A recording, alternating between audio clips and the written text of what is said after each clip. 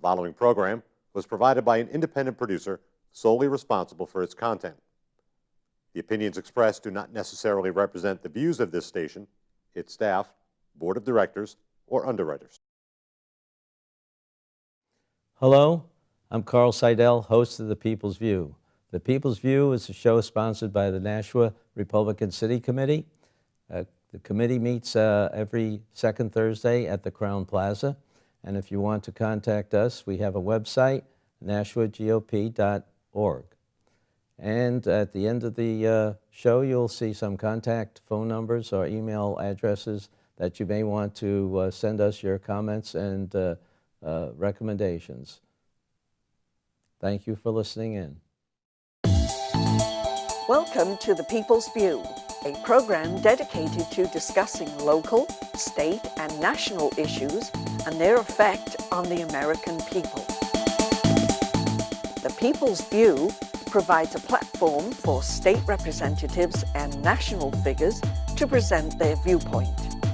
Whether it's social, economic, or financial topics, you'll hear it on The People's View.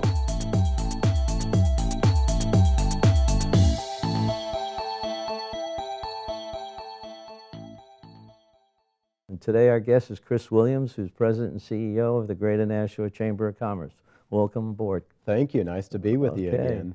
Chris, your organization's been quite active over the last year, and I saw the survey that you've published on your website for the New Hampshire legislature, and 4 major areas that you talked about. Could you elaborate a little bit for our audience on those and go through them, 1, 2, 3, and how the Chamber feels about them? Sure, I'd be happy to, and just pop in with a question as I talk through some of them. So for the viewers, the survey you're referring to is a statewide survey that our chamber commissioned through the UNH Survey Center. For a lot of political junkies in New Hampshire, or for your viewers, many of them may be familiar with the UNH Survey Center. They've been around for a long time. They're an independent, nonpartisan survey group, and they have a lot of credibility with their surveys. They spend a lot of time surveying presidential races, state, other federal races and such. So they have a long history here of doing really good survey work in New Hampshire.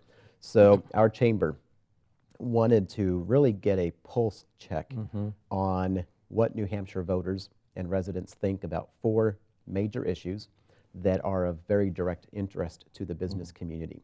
And when I refer to the business community in this sense, I'm not just referring to Greater Nashua, but to the statewide business community. So about 4 weeks ago, we put this survey out into the field through the UNH Survey Center to focus on the Northern Pass Energy Project, potential expansion of passenger rail through Nashua up to Manchester. We focused on expanded gaming and whether or not New Hampshire supports expanded gaming.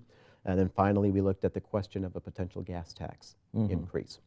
So all 4 of these issues are issues that our chamber has been pretty active on to one level or another, advocating for a certain position on each of those 4 issues. And that goes back a couple of years now on all 4 of them.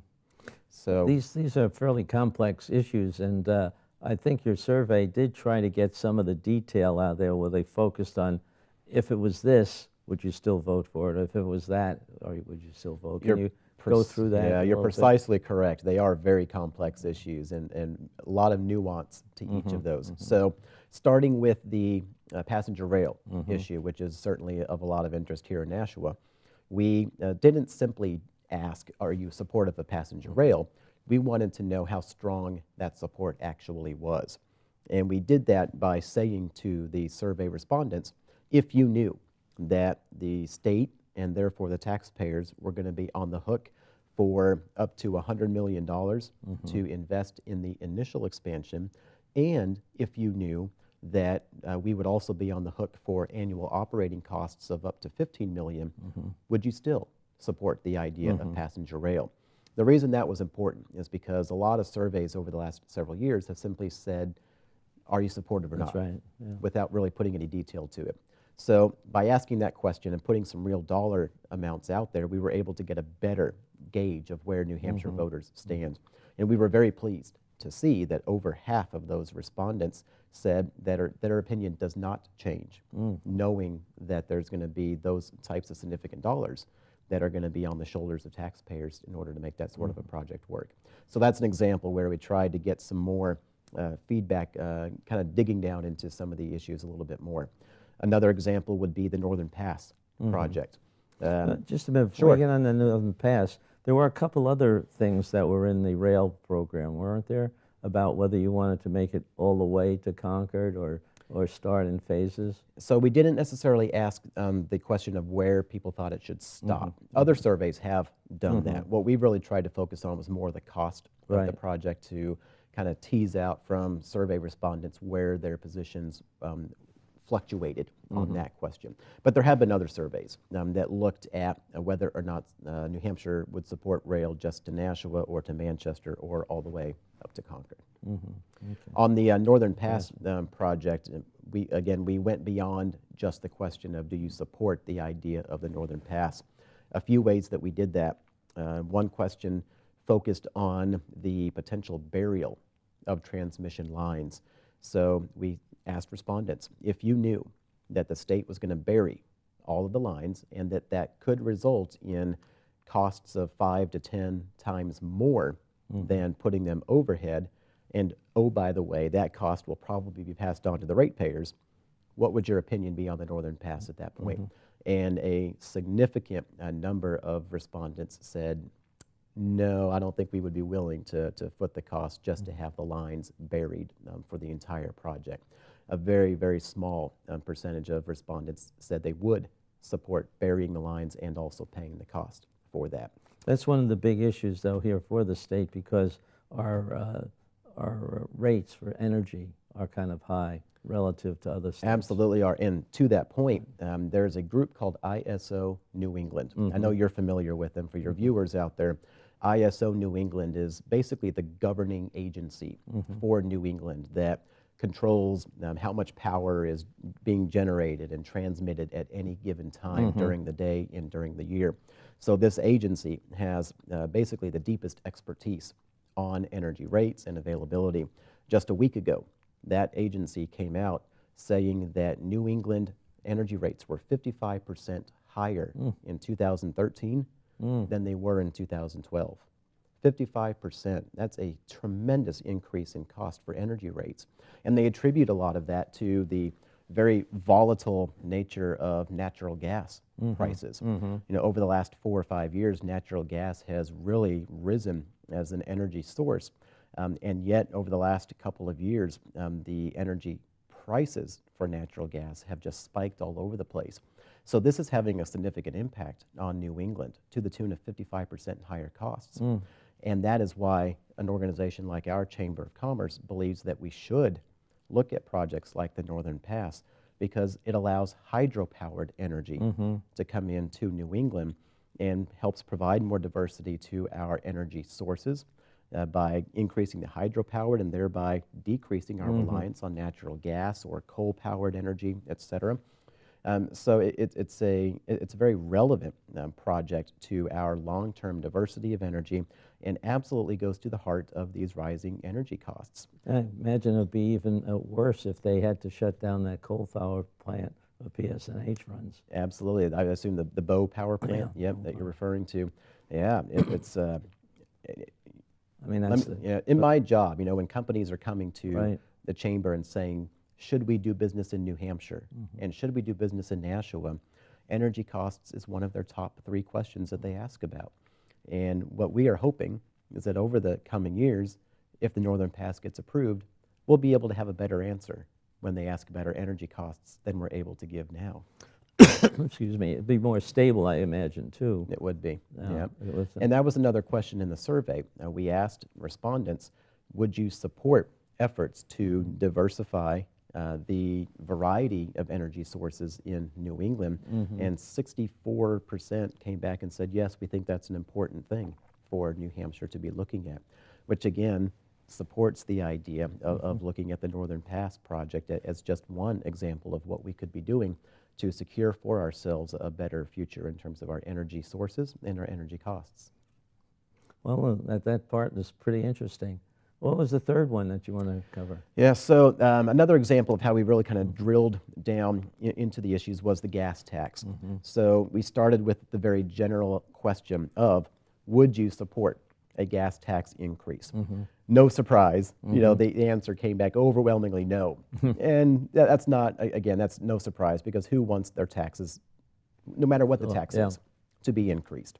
So we knew that that would likely be the response. So we then asked a second question. We asked, well, if you knew that 100% of that gas tax increase would go to specific road and bridge repairs rather than simply going into the general fund or going into the operational fund for the Department of Transportation and then ending up who knows where, would you support that sort of an increase? And that question was interesting because on question one, just the general idea of a gas tax increase, there was 69% opposition. When we put that exclusivity clause in saying it would only go to specific road and bridges, the opposition plummeted down to only 49%. So less than half responded saying we still would oppose a gas tax. So it's good to know that voters and residents do think through these issues. Well, I think with this winter, the potholes and everything will emphasize Absolutely, that. yes. But yeah, I think that it's a general concept is that we need to put more money into the roads and bridges and the transportation help. And our chamber, you know, much like any business group, it's very rare when a chamber will actually support any form of a tax increase. By default, we prefer to not see taxes rise. But at the same time, we understand business, and sometimes you have to spend a little to get a little. And in this case, we feel like this is a matter of spending a little to get a lot in return. For the most part, it really gets the people who are using the roads and bridges. It does. It's a user fee. The more you drive, the more you would pay. The less you drive, the less you pay. And by the way, out-of-staters that are coming into New Hampshire are helping to share a lot of the cost of that gas tax as well. So it doesn't fall entirely on just New Hampshire taxpayers, which is always a nice thing. And again, it's a user fee where the less you drive, the less you'll actually have to pay. We'll see. That's passed the Senate. Now it has to go to the House. So there'll be some discussions up there. Correct. And I know people are going to be trying to make amendments to take care of cars that don't use gas anymore. Yes, yeah, exactly. Now that is an interesting, we could spend another half hour just on that alone about technology and automobiles and what that means for taxes related to mileage or gas use, et cetera. But on this question of the gas tax, again, for viewers out there, it's very rare for a chamber to take a position in favor of a gas tax. And I want your viewers to understand we did not do that lightly. We had a lot of debate over the issue. And at the end of the day, we do believe that spending a few extra pennies per gallon on a gas tax is well worth the improvements to our roads, our bridges, our highways. It'll allow safer and better transportation of us as individual citizens. And just as importantly, it allows for much better transport of goods and services around the state. And that translates into economic power for New Hampshire. And that's important for our long-term sustainability. In the state of Massachusetts, just last session, Governor Deval Patrick signed off on a major infrastructure spending program for Massachusetts highways and bridges. We can't afford to fall too far behind the state of Mass if we want to continue attracting more business up here. So this isn't just a partisan issue of Republicans versus Democrats. This is a business issue and an economic development issue, and it's a wise investment. Yeah, having served on the Public Works Committee, I can assure you that there's a big need all across the states, from the North Country down to the more populated southern part of the state. And it's just a question of where does the money come from? Yes. And that gets to your fourth point, your gambling. Yeah, indeed, yes, good segue. I mean, they want to free it up a little bit, and the present under the Christmas tree is we'll give our profits to the transportation part. Yep. So that was the last issue in our survey was about expanded gaming. Just a little bit of history for your viewers. Pretty much every survey that's been done on the question of gaming for the last 5, 7, 8 years has come back with a pretty healthy number of New Hampshire voters supporting gaming. So our survey was not an exception to that. We also saw very strong results to the tune of about 58% support for expanded gaming among New Hampshire residents across New Hampshire. We also asked beyond just that question, well, where would you place a casino? Would you want one in your town? Would you want it somewhere else? Not surprisingly, most people said, we'd rather have it somewhere else, not necessarily in our own town. Those who support gaming were very favorable to having one in their town. 93, 92% of those who said, yes, I'm okay with gaming, said they're also okay with it in their city. Those who are opposed to the idea of gaming, you can imagine, it was also about 95% saying, no way in heck would we want that in our town. Put that aside, we said, all right, would you prefer for one to be in the southern tier versus the North Country or the Lakes region? And about 44% came back saying, we think the southern tier of New Hampshire is the best location for a casino, should New Hampshire move forward on that. Now, the survey put aside the politics of gaming in Concord. No surprise to you, as someone who has spent time in the legislature, the House is where gaming goes to die every year. And we're seeing that take shape again this year. The House version of gaming has already been killed as of about 2 weeks ago. Just this week, the Senate passed its own version of gaming, so it's going to cause another conversation to take place in the House over the next month and a half to 2 months. And I'll be curious to see if anything changes on that front. If I were a betting man, no pun intended, I would say the House will probably once again kill There's only a slight difference between the two bills, but as I recall, one is that there'd be more than one gambling. Correct. So the version that passed out of the Senate this week would allow for 2 casinos in New Hampshire. The House version that was killed only would allow for 1 casino. The Senate has also amended its version to allow for a certain amount of additional revenues that would be raised from gaming to go back directly to municipalities all across the state, not just those municipalities that would have a casino located in or near them. So it's another tactic, basically, to try and sweeten the pot. We'll see what else gets put on. Yeah, like you said, it's a it. Christmas tree by the end of the day. You got a whole bunch of other little bonuses and perks attached to it, trying to gain just 3 or 4 or 5 more votes to make this thing pass. Well, it should be an interesting April, May, and June. Indeed. In the legislature, as now each part of the legislature has finished their bills that they originated, and they had the transition. Now they're going to treat the other person's bills, and they don't always treat them very kindly. That is true. That is very true. So we'll see, and we'll have you back again in June on that. Excellent. But let's talk about the city a little bit. Yes. And you had a program going with the city on the branding and everything. Yep. How is that going now? Because that made the papers a little while ago. It did. A lot of your viewers probably read a number of newspaper stories over the last couple of months on questioning the progress of the city on the new brand for Nashua. Just as background for everyone who's watching, about 2 years ago, the city and the chamber came together. The city put in some seed money, and then the chamber went out and matched that. We actually exceeded it. We went out and raised private sector dollars, and together we were able to launch a branding campaign that resulted in a new brand for the chamber and one for the city. And the idea was that the 2 brands would complement each other. So over the last couple of months, there was a lot of conversation and wringing of hands, so to speak, on the city side, because frankly speaking, the city has been behind on its side of the project. The chamber brand is fully up and running. It has been now for roughly 6 months so the people who aren't familiar ought to go to your website. They can go to our website, exactly. They can go to NashuaChamber.com and see the new look and the new feel of our website and the chamber brand. And in the next few days, the city version of its new website is going to go live. Now, it's very important that your viewers understand there is a municipal site that is going to remain largely the same. That's where you go to check on property tax rates and calendars and schedules All the for what's city happening, functions, all yeah. the city functions. That is the municipal site, nashuanh.gov. That's not the site that's getting revamped. The site that is getting launched here is for economic development, business recruitment purposes.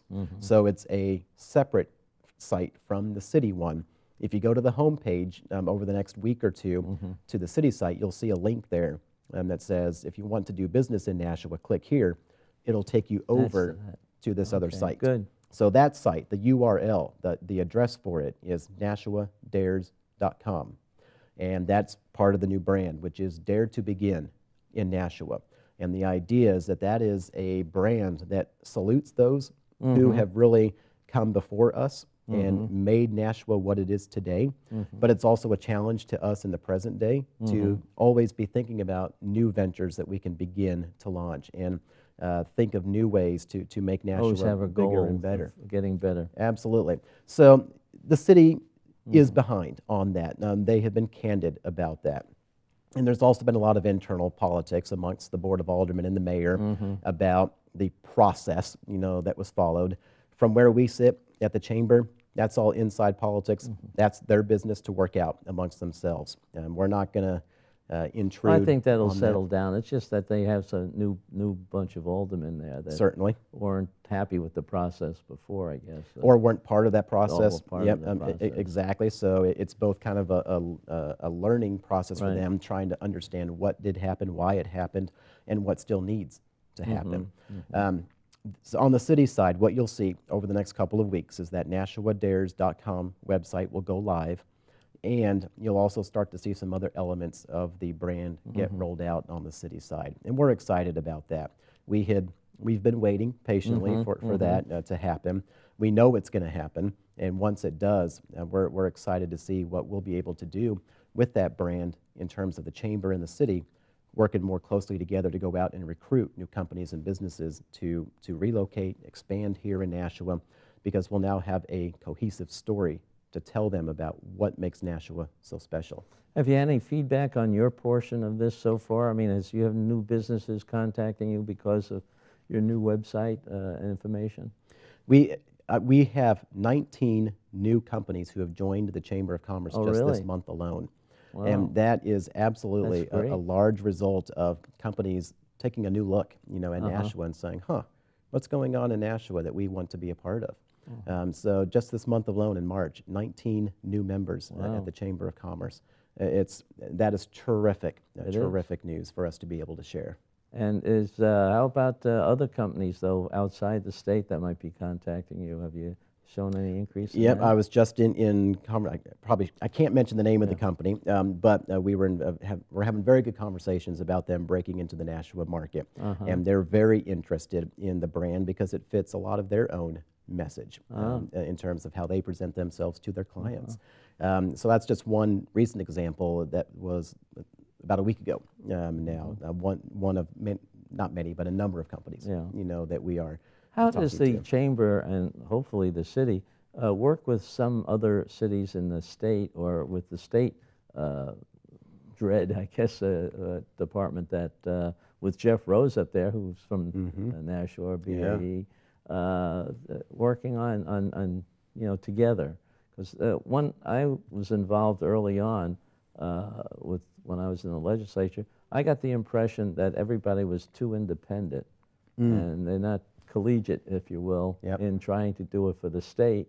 And if they didn't get this person, somebody else would get them, and just benefit everybody. There is a lot of that, and we're such a small state that you would think it would be easy to get over that sort of a hurdle.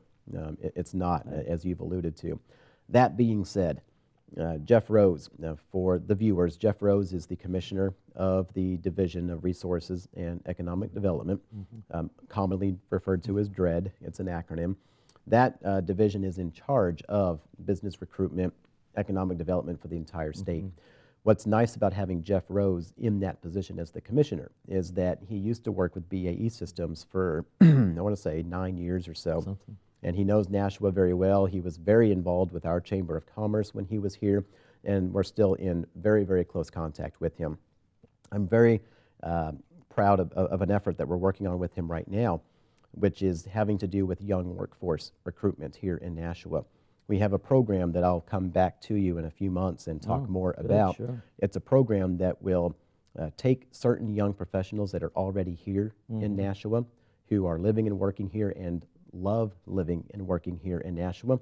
We're going to take a small group of these young professionals, make them available to companies who are located here, who often find themselves having to recruit job candidates from outside of New England. And as they bring these job candidates into Nashua, if they are a young professional themselves, once they're done with their interview and their site tour, if they're staying overnight, and many of them do, for example, if someone flies in from Denver or from South Carolina, they'll often stay overnight, we will make our young professionals available to that job prospect and take them out to a game at Holman Stadium, take them out to a symphony performance, to dinner and a couple cocktails, and use that as an opportunity for our young professionals to serve as ambassadors of Very Nashua good.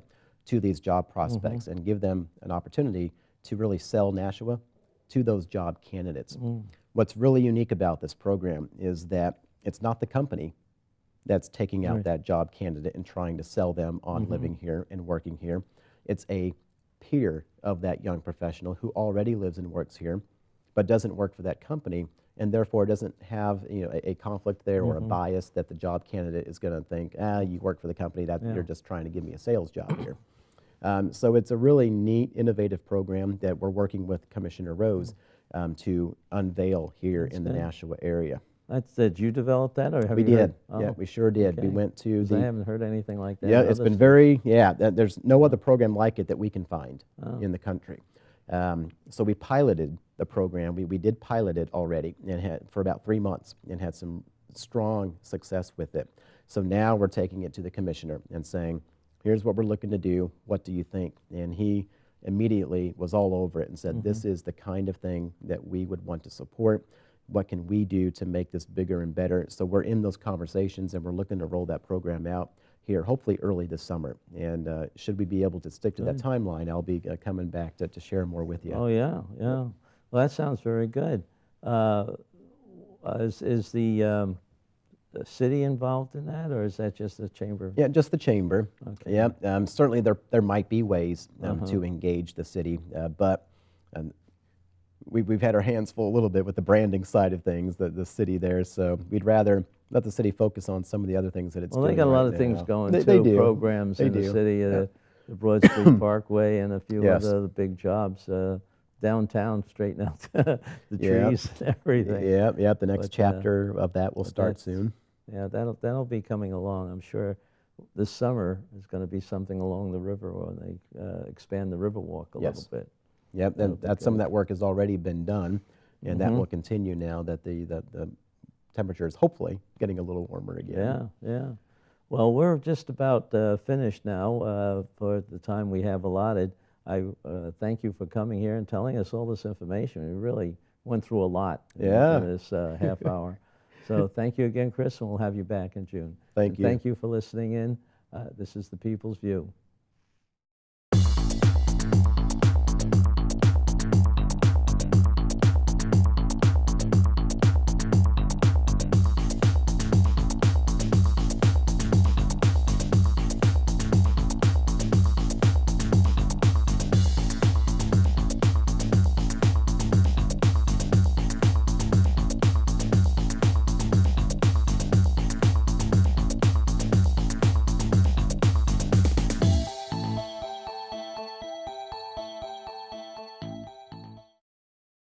The preceding program was provided by an independent producer solely responsible for its content. The opinions expressed do not necessarily represent the views of this station, its staff, board of directors, or underwriters.